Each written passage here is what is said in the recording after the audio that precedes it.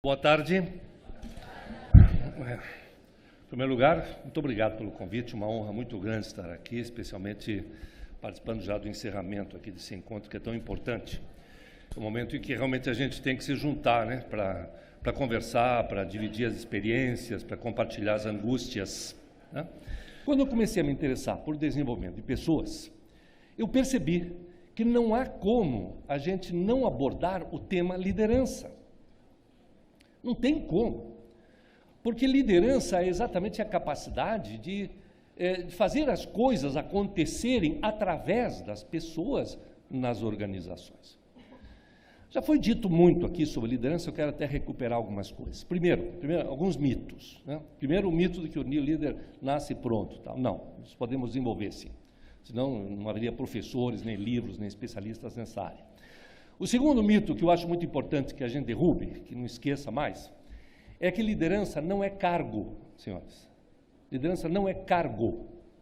E eu insisto nisso porque há uma confusão muito grande. O líder, ser o gerente, ou ser o diretor, é desejável que seja. O cargo é isso, né? Cargo de gerente, de diretor, de supervisor, de superintendente, de presidente, são cargos. Deseja-se que estes cargos sejam ocupados por pessoas que têm comportamento de líderes. Infelizmente, isso nem sempre acontece.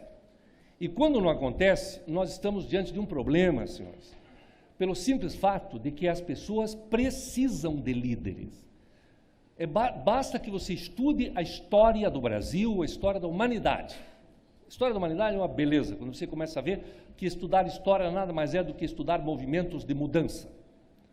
As conquistas, as invasões, os descobrimentos, né, as grandes transformações, são os fatos históricos. Quando não há mudança acontecendo, não tem história para contar.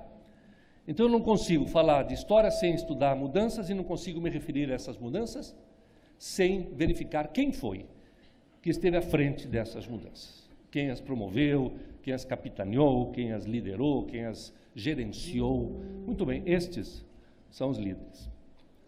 Portanto, e muitas vezes esses promotores das grandes mudanças da humanidade eram reis, imperadores, generais, presidentes da república, mas muitas vezes não.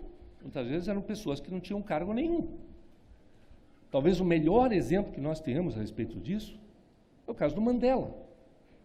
O Mandela conseguiu fazer uma transformação espetacular lá na África do Sul, que foi não só acabar com o apartheid como lei, era uma lei, né? A segregação racial na África do Sul era lei, chamada apartheid. E ele se insurgiu contra isso e convenceu as pessoas que aquilo era uma ignomínia.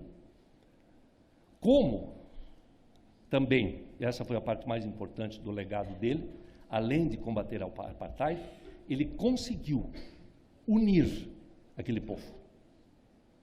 Isso é atitude de liderança. União é atitude de liderança, não separação. União. Porque quando ele virou presidente, e detalhe, ele não era presidente. Quando ele fez tudo isso, quando ele fez as grandes transformações na África do Sul, ele não era presidente. Ele era o quê? Quem é que se lembra? Presidiário, obrigado. Ele era presidiário, ou seja, até tinha um cargo, né? Presidiário. Com este cargo, ele conseguiu contaminar com as suas ideias, né? Com seus ideais, todas as pessoas, inclusive os seus carcereiros, né?